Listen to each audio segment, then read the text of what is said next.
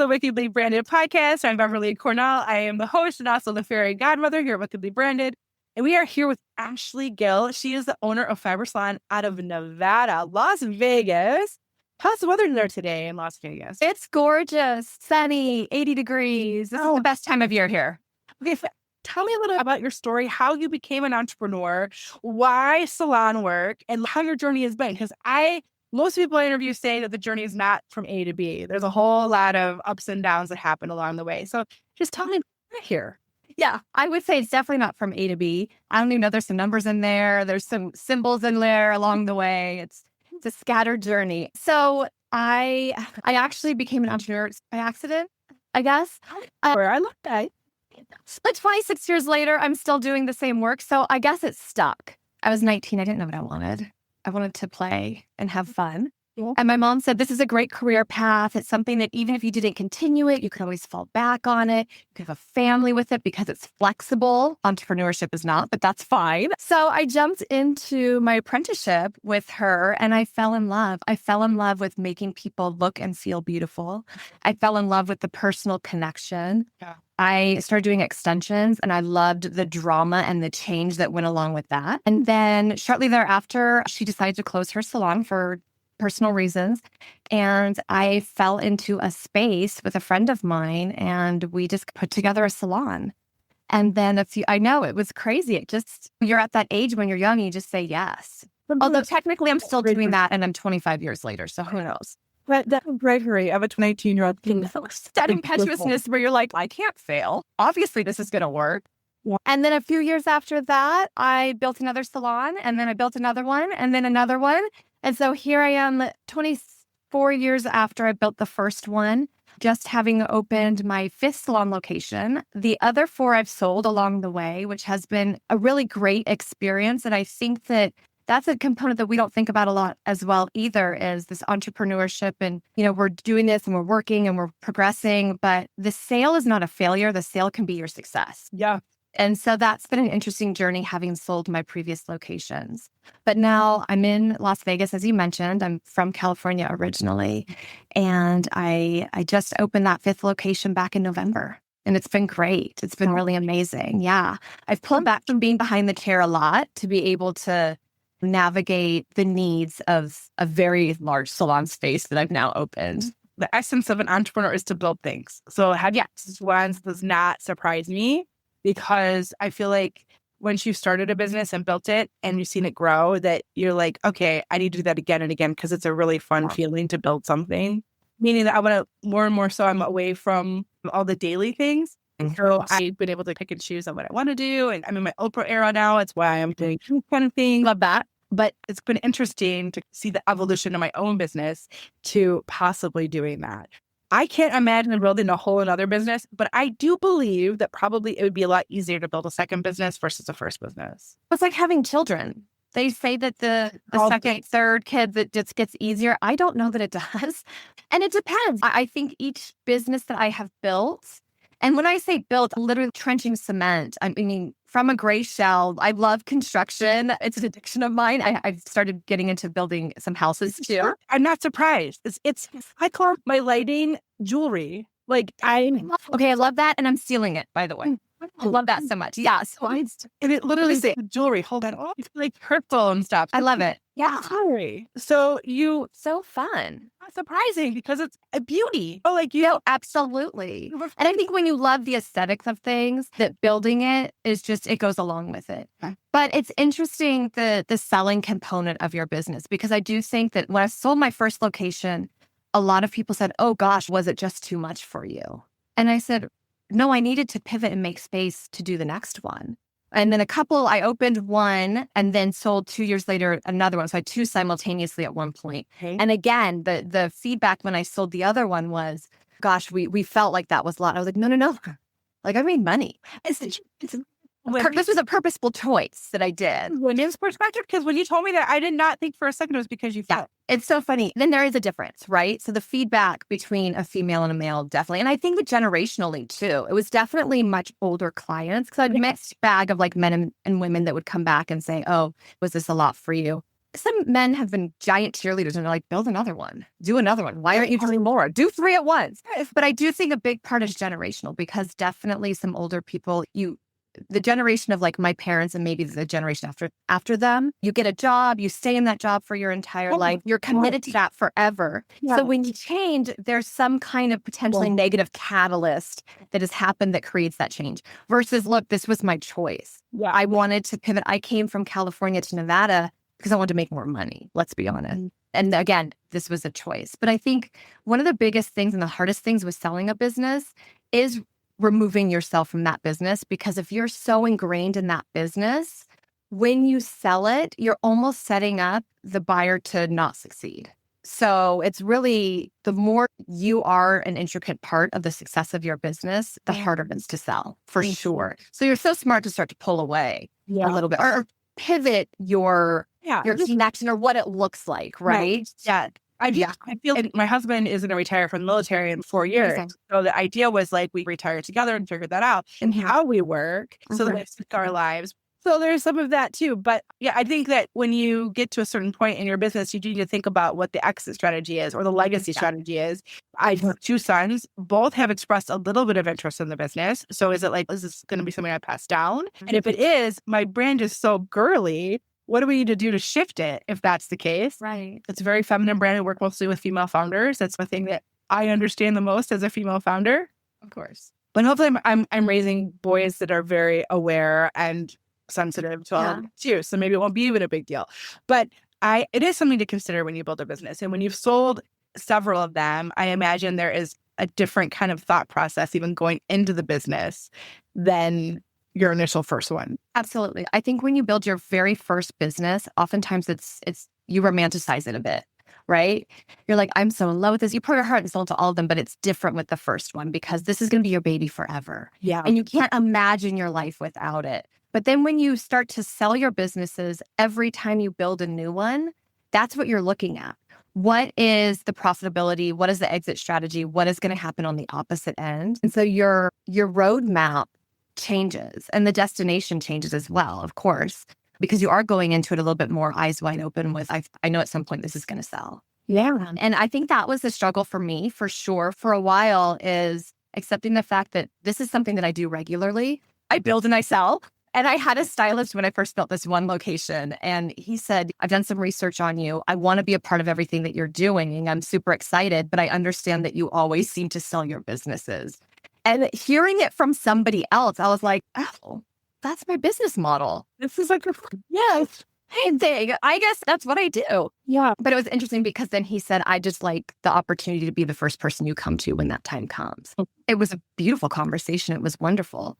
But it's funny that that's a whole different entrepreneurship business model of just going into it with, this is my intention is to sell. I'm going to build it. I'm going to grow it. I'm going to make it float on its own and then package it up with a nice bow for the next person.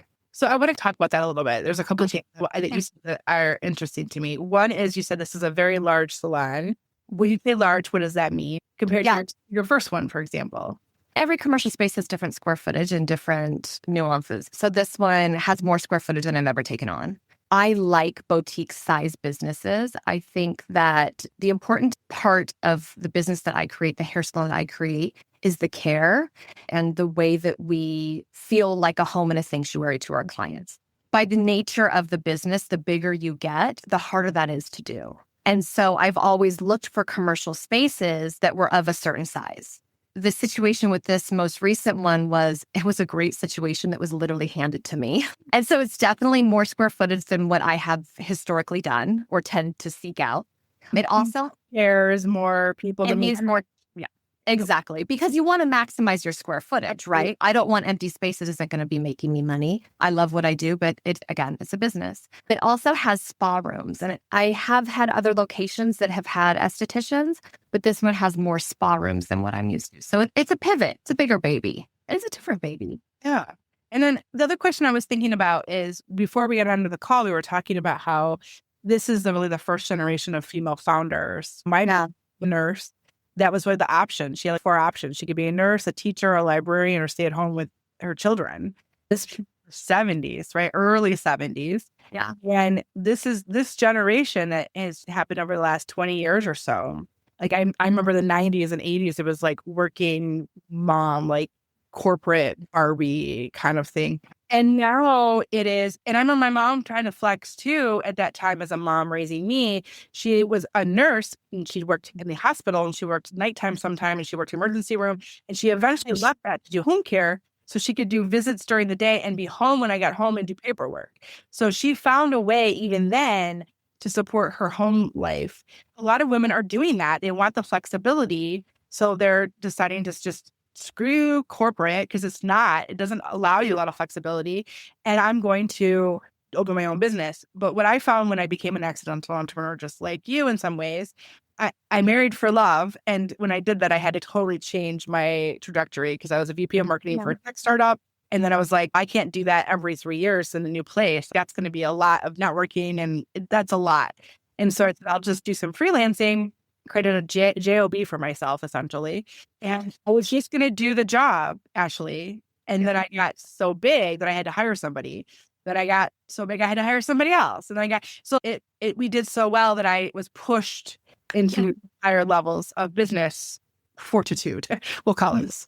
But in that process, the very flexibility I was seeking was the very thing that was keeping me up at night and stressed out at 3 o'clock in the morning and not able to go on vacation because this phone was attached to my hip and being on social media. Now, what we do is 24/7. Social media is 24/7. So there's always something going on. So it became a prison in many ways. And I didn't know enough to set my boundaries early enough. I said yes to everyone. Yeah. I was trying to be helpful and all these things. So I think women are in a unique situation right now in time, in availability to have flexibility in our work. But also, I love it because you're one of the first people I've talked to that talked about how it's like the profitability and the money side of the business, not just the relational impact side, which is super important. You can make $2 million business, but if you're not profitable, it doesn't matter. It means nothing. Absolutely. So this idea of profitability and how important it is. And I will say, I'm raising my hand and I'm totally guilty of this. In the very beginning, I didn't really look at my numbers because I'm a marketing person. I don't look at numbers. I like the tells, but I don't like the numbers. And so I hired an accountant but I just did the bare minimum. And now I'm doing forecasting and now I'm looking at profitability. Yeah. So I have become more sophisticated in that. But I feel like that is a level of sophistication that women are starting to come into. And even with that, like funding, things like that has always been so limited for women. That's been a challenge as well. Like even if I grow in those ways, VC funding, angel investing, things like that has not been as available for women as it has been for men. Despite the numbers suggest that women-owned businesses are far more sustainable and more profitable than male businesses. So it's so interesting to me. But these are things that we are encountering as women. Like we're the first ones to do this thing. We're the first ones to create opportunities for ourselves and to demand more than just having a business. What has been some of the biggest challenges that you faced in that you think it's maybe unique more to women or to your general experience? I would agree with definitely like looking at numbers and profitability side of things, especially when you think about I've owned hair salons. So we tend to employ more artists. Or artistic, creative-minded people. Yeah. And oftentimes, I think there's some crazy statistics that like every day 300 salons across the country close or something wild. And not sell, close. And I think a big part of it is, and women, we're forced to be reckoned with, but we go for things. And we tend to sometimes be a little bit less analytical, not all the time, but looking at profitability and profit margins and all those things and planning out doesn't always happen. We're like, the income is this, everything's good. But really looking, like you said, at being profitable is huge, and especially when you're dealing with creatives. So I think a big part of those, of course, look at your room, of course. But a big part of that is a lot of times we jump into industries, we jump into businesses and start businesses because we're very good at what we do. I was excellent at extensions. And so why would I not own a business that does extensions? And having a business is a different. But that's what happens a lot in a lot of businesses is like, I'm really good at my craft. Yes. But when you are an entrepreneur and you own a business, the numbers side of things is intricate. Like it's an integral part of success. Yeah. And yes, we can all measure success differently, but at the end of the day, success is being open and thriving. financially thriving. You can throw in work-life balance and all the fun stuff that you talked about. That's important too, but that's probably much more different conversation. And so I think I come from parents that are accountants. So I have had both sides running through my veins. I ate it, but I had the numbers drilled into me and I had a great number support system. So I think that has been not a lesser challenge, but I am also dealing with creatives. So teaching that to them. And that's a huge part of what I love to do in my salon spaces is show people their numbers. And this is how, we can create a formula for success. As being a woman in a space of building and construction and building out spaces, I would say, unfortunately, that has been a huge challenge along the way. I remember meeting with one subcontractor, and I've worked with great contractors, but some of the subcontractors I had challenges with. And every time it was always like, honey, if you just calm down, then maybe you will see. And it was very condescending to call me honey in a work environment. This was 20 years ago. I think it's gotten less and less, which is fabulous. I love to see that change. And it's not because of any other reason than you would never speak to a man in this way. Absolutely. Yeah. That's been a huge challenge. And it's so frustrating because you're just taken less seriously in certain aspects of creating the business because you're just automatically put into a compartment of she's female, she's a woman. And so she can't possibly know what it takes to put in shampoo bowls. I've done this 5 times. I actually do. I can diagnose where the leak is coming from, not because I went to plumber school. I probably should have with so many hair salons. Yes, you should. But my experience of 24 years of dealing with a lot of water situations, I can diagnose it. And so I think that's such a hard thing that hopefully will continue to progress. Just being taken seriously in that realm, even with, as you're talking about, with funding and banks. And again, it's gotten so much better and it's changed so much. But in the beginning, it was, is your dad going to co-sign? Do you have a husband who will guarantee this lease or it's a commercial property? And the person I purchased it from was great. I occupied it. I'd been at a salon in that space for a while. And I knew him as my landlord and it was a wonderful experience. But everybody else that I dealt with along the way was like, hon, can you afford this? It's a hair salon. I'm like, I don't think we'd be sitting here if I couldn't.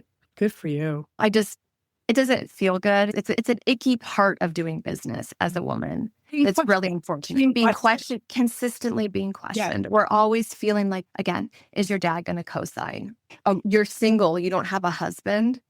No, I don't for much of my life because my whole life has been my business. Yep. In all honesty. Our mistress, by the way. Yes. Yeah. My businesses are my mistress. Interesting. I feel like I really have had, I was 35 when I started my business. Maybe having the age, I wasn't treated the same as you in that sense, but it also was, it's been 15 years. So maybe a little bit more time has passed. I haven't had that kind of experience in my career. I did some of that. Yeah. Directors, copy directors, talking a ton, some of that. But in my business, I haven't had much of that. And it's interesting because even with my very feminine branding, I have a lot of male clients because they're attracted to the very bold, clear way I communicate. Yeah. So I have an NFL pro football player as a client, but as manly as they come. And it's funny to me, like how they are attracted to my brand. But I do think it is because I'm so clear and I'm bold in the way I present the brand. So it just depends on how you come across. Like you get to do that. But it's changed a lot. I really have to say that because definitely in dealing with all the same things that I dealt with in the very first location, let's say, the communication and the support and that condescending nature has definitely disappeared. And age, like you said, age could definitely have been a part of it. I was 22. I was very young. And so it was hard to be taken seriously, of course. You know how about it. Literally, that has been told to me more than once. Yeah. But I think it's a beautiful thing that now female entrepreneurship and success and the support of that is being celebrated. And I love seeing that because it definitely has progressed a lot in the last 25 years, which is beautiful. And I'm so grateful for that. I feel like all the systems were created for men by men. And so now that women are at the table, creative systems for women by women. And that is what has evolved so much, is that works for you, but it doesn't work for me. And that's okay. Yeah. to now create this new container, what it looks like for me. And it can be whatever I want it to be, which is so wonderful, but so challenging at the same time because you're building it all from scratch. What Right. it's going to look like. Absolutely. And change is hard on all sides of the table, right? Yeah, absolutely.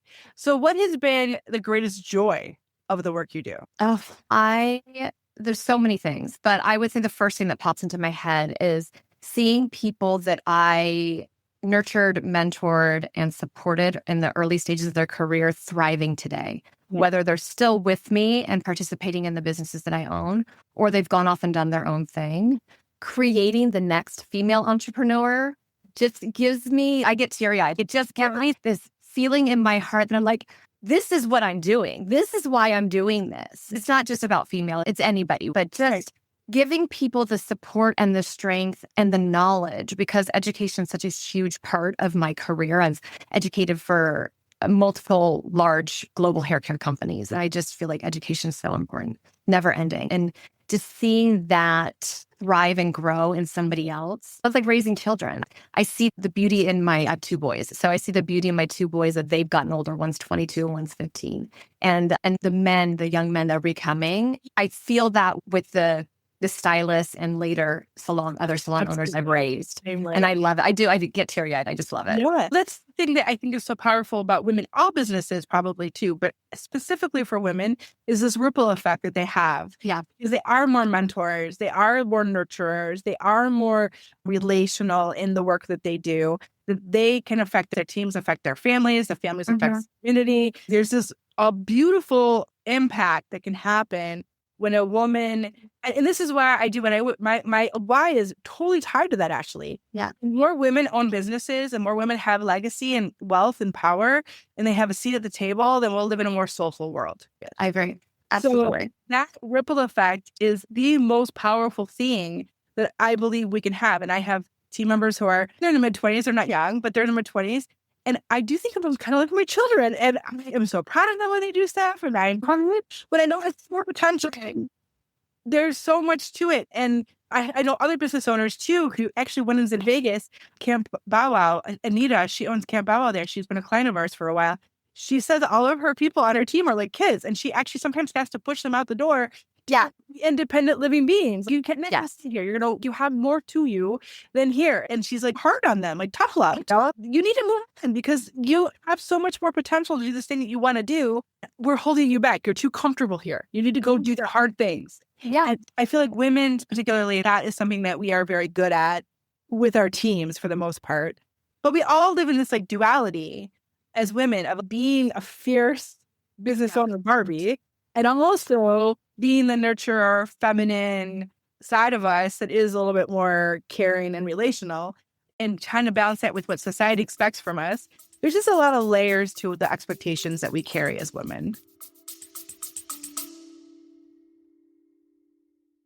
Hey, I know you're listening today because you're ready to take your business and your brand to the next level. But if you're being honest with yourself, maybe even feeling a little bit lost, but you've got this big vision and you know that you're meant to make a bigger impact. But sometimes it's so hard to know where to start and which direction to take. Does that sound familiar? You're not alone. So many purpose-driven entrepreneurs feel the exact same way as you. That's why I created the Clarity Quiz, a simple tool that helps you get to the heart of what's holding you back and shows you where you need to focus next. No more second guessing, no more spinning the wheels, just clear, actionable insights that give you the confidence to move forward, that next best step. Taking the quiz will give you a deeper understanding of your brand's true potential and what's standing in your way. And the best part, it only takes like 3 minutes, but the results, they could transform the way you approach your business and brand forever. So if you're ready to stop feeling overwhelmed and you want to start showing up with purpose and clarity, go to wickedlybranded.com and take the quiz now. Absolutely. I think that can be one of the biggest challenges that we deal with is being able to carry all those expectations. And how do we navigate them? How do we balance them? And how do we not let them crush us, right? But on the flip side, it's also one of the most beautiful things in what makes us amazing as female entrepreneurs is all of these things because we do learn to navigate them and we do them quite well. And we can. The ability for us to be able to juggle multiple things as women is such an asset when it comes to being an entrepreneur, I feel like, and being able to navigate things and pivot. But having that nurturing side with the powerful side, my mom tells me all the time, she's like, you were such a stallion when you were young. And it's turned into, and then seeing you as a mother, the nurturer came out. So having that nurturer and stallion together is your recipe for success. Yeah. But I think that's a beautiful thing that makes us very special as female entrepreneurs. Talked about before we went live that recording about like work-life balance, like how, because salons have like long hours, they're on the weekends, they're at night. And I imagine for you, just like social media is 24/7. I'm not saying it's like a hair emergency 24/7, but anybody who has hair believes that their hair is an emergency. Yes. I can't, as we're sitting on the call, I'm thinking about, I'm glad I curled my hair today because I'm on the phone with somebody who actually curls hair for like nose hair. And I'm actually having an okay hair day today. So it looks great. It's just lovely. Thank you. But I look at that aspect of it and you have to always be on, right? Because you have to be dressed and you have to look nice. And there's a whole presentation to what you do. How do you balance that with the work and the home life? And it gives you the freedom as well as the profitability. It's hard. Like, I'm not going to sugarcoat it. It is hard. It's 24 years later. It's a challenge. It's very hard. And I have had many tearful nights of I'm failing everybody, right? You start to feel that way. I'll get teary-eyed talking about it. But I think that in some ways, social media and our phones being little computers and 24/7 access to each other has really made it even harder. Yep. Because when I first opened the salons, we had a landline phone and an answering machine. We wrote our appointments down on paper. There was a hair emergency after hours, we would get it the next day. Right. But now if you don't respond in the middle of the night, people feel somehow that you're not there for them. Yeah. So this all hours access that we now live in has really created a very challenging situation for having that balance. Yeah. So putting in your own boundaries is really important. And when you're nurturing a team, it's even harder because you're also carrying all of their juggling. As I have a hard time with relationships, to be honest. I want a partner. I want to have a beautiful marriage and all of those things.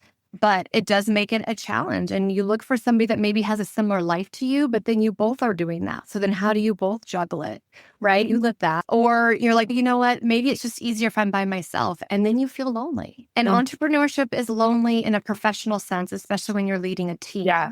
And then you add in being single is even more lonely. So it's hard. And I think that it's something that I'm constantly trying to work on, because I don't know where that balance lies. And the balance shifts. When my boys were young and that the balance was a certain way, they had certain needs. Now, if they've gotten older, they have different needs, but I have needs. So I think it's something that we always have to continuously look at, pivoting what that balance looks like. And it's different for all of us, but I don't know. You tell me, how do I do this? Well, it's hard. It's just, you have to turn it off at some point. I'm going on vacation with a friend of mine, and she told my team when she was here for our grand opening, she was like, unless the building's on fire, Ashley needs to be able to go on vacation. And I said, actually, if the building's on fire, that's when you don't call me. There's nothing I can do. You know what? But being able to turn off, but being a good leader puts systems into place. Yes. Puts a team together that can function without you. This kind of goes back to when it comes time to sell.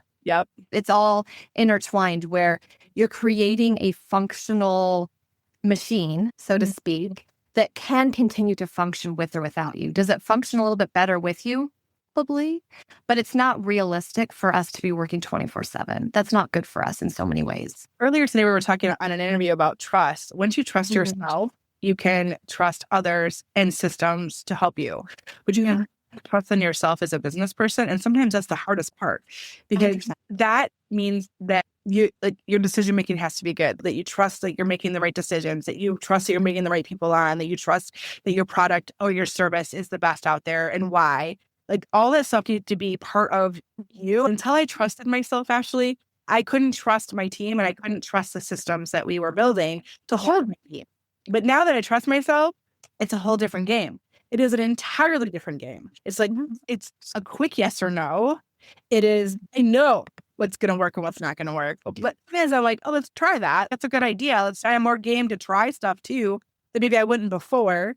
but I have an amazing team too. So I've been able to like really trust them. They've been with me for 4 years, a long time to be able to build that trust. There's one of the team members, I can't even imagine building this company without her. She's just a little part of some of the soul of the business. So there's so much to that. And I trust her implicitly. And she has said, the one thing I think over the last 3 years that I've learned is to trust myself because you trust me so much.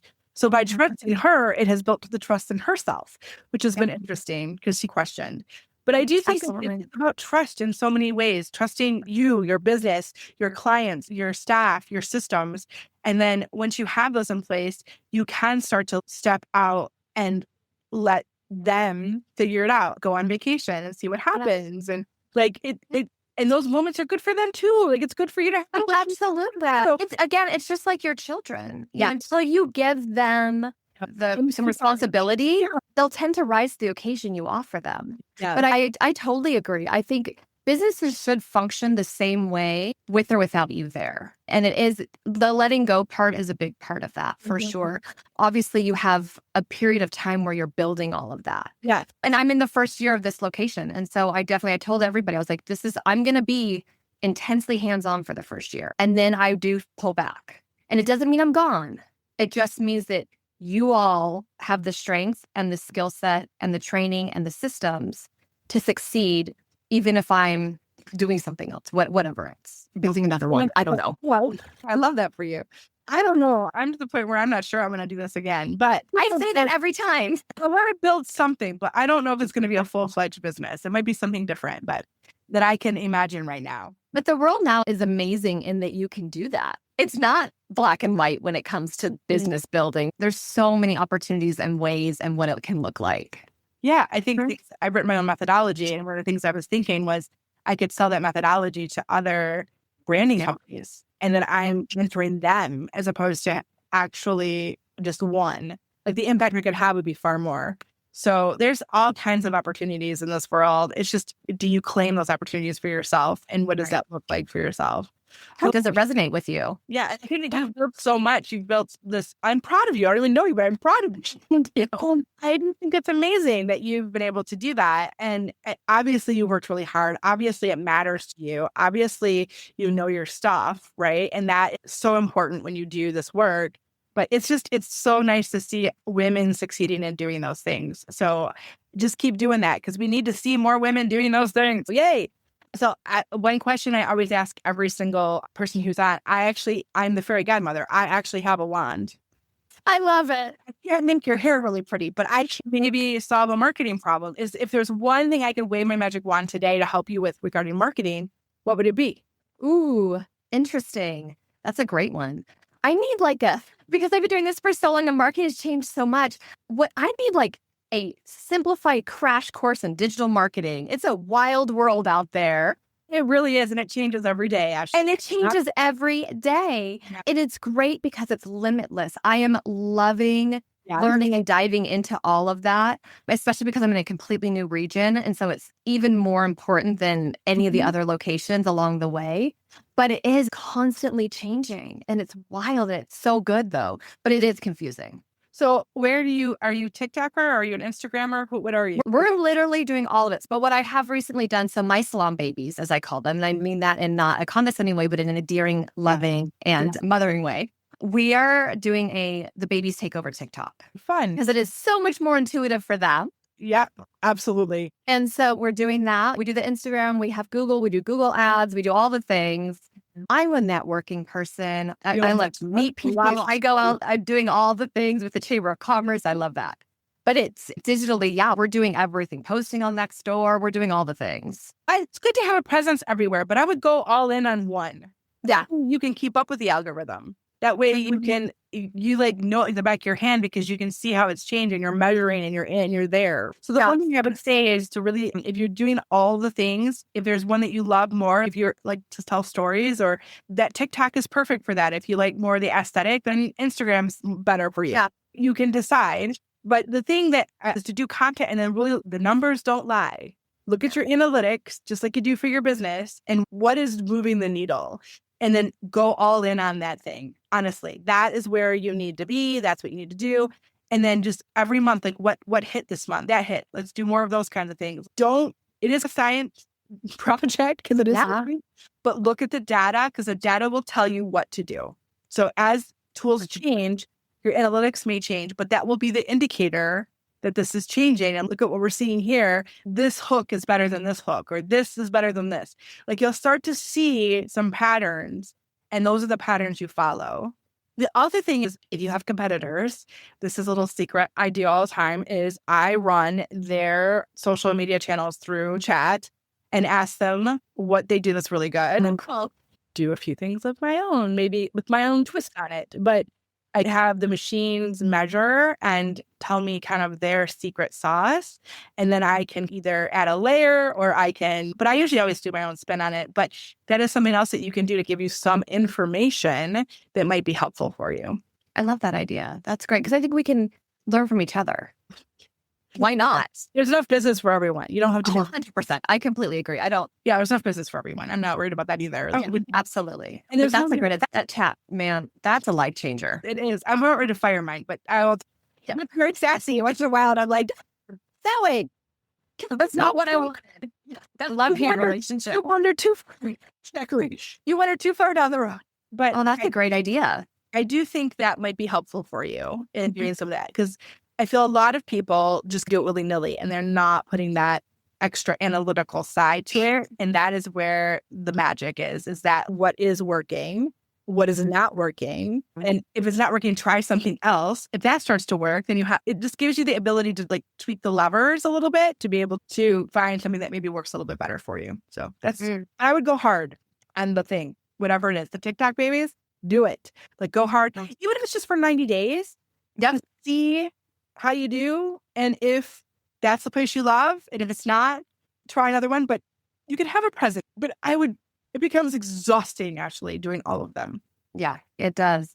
I think the Google situation is such a blessing. It's a lot to deal with. Gosh, it has driven so much business. So the thing you need to be worried about now is AEO. Yeah. Optimizing for that. Okay. Because SEO is dying the way it used to go. Yeah. So Google is great, but doing frequently asked questions, some of those kinds of things on your website, videos about your questions is great. Those kinds of things, that's going to build content in a way that the AI bots will like and will hear you up in little snippets at the top of the pages. So make sure you're doing that. And then the GEO, which is the geographical, based on making sure you're mentioning your location and where you're at, make sure that's consistent across all of your sites and everything, also is important for the algorithms. There's so many things that those things. It is complicated. And since I've been doing marketing for almost 30 years, because I was like 10 when I started. Of course, the education, my master's degree, when I went for as far as communications, so many of the theories still apply, but every single tool has changed. Every single one, Ashley. Yeah. And I know Brazilian blowouts were a thing, and now it's the keratin treatments and change in every single industry. But every single tool, like you still at least use scissors. Fair enough. You not use anything anymore that we did before. It's just so different than it was. And like you said, my younger team members are way more native to Instagram than I am. I was a Facebook, Twitter girl. So that and LinkedIn, but that is like where I love to exist, where they are more. So they are able to give me like do that. I'll just say do whatever. And they'll give me ideas for videos and I'm like, yeah, I'm not doing that. Yeah. Right. And then that's what I tell them, like, we're still authentic to our brand. Like, I love the suggestions. I love the feedback. And I like the creative juices flowing in your head, but let's be authentic to our brand. I'm not doing that, just so we're clear. So that's not going to happen. But thank you. Exactly. You go right ahead, but I'm not doing that. So I know my limit. But again, I have been able to trust myself and know that's not authentic to me. And if that was someone else, then they should do that thing, not me. Okay. So, absolutely. And the other thing I think to remember, and I have a large salon, but you don't need 1 million followers. You don't need to be a TikTok viral star to be a successful business. You need 100 really good customers. That's what you need. So don't get distracted by numbers that are just vanity. The numbers that actually convert and do the thing you want them to do, that's the numbers that matter. And if you can get 100-200 people who love your salon, you will have a very successful business. So that is the other thing. I think for so long, everyone was, I need all these followers. And it's almost, and people were buying them and it just becomes really icky and gross and whatever. So really be you, do you, and the right people will come to you because they'll recognize themselves or they'll think, oh, I want that. That will resonate in a way that is really powerful. So don't get distracted by so many fans or so many this. Just make sure that people are engaging, there's impressions, that you're being seen. Those kinds of things are just as important than the number of people who follow you. It's nice to have lots of people who love you. Don't get me wrong. But goal. But again, we're in business. Exactly. It's not a popularity contest. Absolutely. Yeah, and that is something that I love about social media is that you don't have to have a ton of followers to actually have it translate into financial success. Yeah. And it's just like building a team. When I'm hearing you talk about this, I'm thinking about like when I'm building a team in a location, because at first, sometimes you're like, I'm not getting any responses. Because it takes a little while to get the right team together. But when you're strong in your brand and who you are, your people will come to you. They will. And the team will build. And the clientele is similar as what I'm hearing you say. Yes, absolutely. 100%. Yeah, I love that. It translates very well to that space. Yeah. The last question I ask everybody is, what does it mean to you to be wickedly branded? And how do you show up as wickedly branded? I think that trust and strength in who you are and who your business is the first thing that comes to mind when you say that. I think that, definitely knowing who your niche is, who your target client is, who your stylist is that you want to be working in your salon, and what the aesthetic of your salon is, of your socials, of your website, just your entire branding is you. And I am my branding. I think that's something that I feel very proud about. Yeah. Is that I live authentically my brand every single day. I don't put anything out there that isn't something that I'm not doing myself. Well, and that translates, right, to the success you've had. When you show up as yourself, no matter where you are, then it makes it easy because you're not exhausted by who am I here? Who am I there? Yeah. Again, we have enough decisions to make. We have decision fatigue as it is and cognitive overload today. You don't need to add the extra layer. So when you can take off some of that and be truly yourself, this is something we talk about with our clients all the time. When you show up as yourself, that stuff melts away. And now you have more room for creativity, more room for new ideas, more room for other things, because you stand very tall in who you are. There's no thinking about it anymore. No watering it down or making it fit somebody else's construct of corporate speak or something. It is you. And it sounds like you. And that is where the magic, I think, lies, is really leaning as hard as you can into your brand, which is you, and how you show up and how your philosophy and how you live life and how you approach business and how you approach the thing that you love, the hair and skin and all those things. So that's you. That's who you are. Absolutely. And it helps keep the fatigue away too. That burnout doesn't happen when you're spinning your wheels trying to be something or someone you're not. Absolutely. And I can't say it's going to be 100% fatigue free, but it will be less. I promise you, it will be less. Because I think people spend a lot of time thinking, what about my competitor? And what about this and other people? And they get caught in this competitor trap. And then I have to do this and I have to do that. And that's not you. So why are you doing that? Like that, that's not you. Don't add an extra layer of something that's not necessary. And even the go all in on one tool, that is something too. Like you don't have to spread yourself so thin. Go in and go hard and do the thing that you love and do it well. And that will be the thing. You will get enough fans in that space to help you with the business. It just depends on what one you're going to be at. So that is it. I love that. Yeah. What advice would you give to our listeners to be more wickedly branded, to be more authentic, and to be? I think you have to be vulnerable. I think you have to be vulnerable and you have to be really ready to know yourself. And you can't know yourself and know who you are and then envision building it out from there, because your brand exudes from yourself when it's authentic, right? But to be able to figure out who that is and what that's going to look like, you have to know yourself and you have to be vulnerable. And that's why I think branding and identity are so intertwined. Yeah. So I feel like that in knowing yourself and trusting yourself is just the key part of it. Absolutely. I love that so much, Ashley. Thank you so much. Where can people find you and your salon and make appointments to come get their beauty on? Amazing. So we're located in Henderson, Nevada.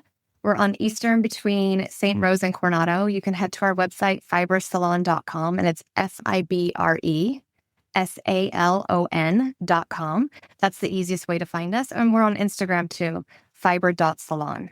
Awesome. So the Camp Bow Wow I work with is the Henderson one. So it is actually, I was thinking as you're telling me, I think it's right down the street. Eastern is a large street, but I think it is on Eastern. It's just on the opposite end of Eastern. Sure. I think I know exactly where that is. Yeah, that's funny. Yeah. So Anita is the owner there. If you ever run into a chamber event or something, Yeah, I definitely know her. She's super sweet and super nice. Oh, And wonderful. I can even make an introduction if you want. So you have a friendly face on the strip or whatever. So it's up I to would you. love that. Yeah, that would be great. I always love meeting new people. She's super nice. She's feisty. So watch out. Right? We like feisty. We'll both feisty. That's fine. I'm in Orlando. Her husband or her fiance now works out of Orlando. So she lives part-time there and then I'm in Vegas.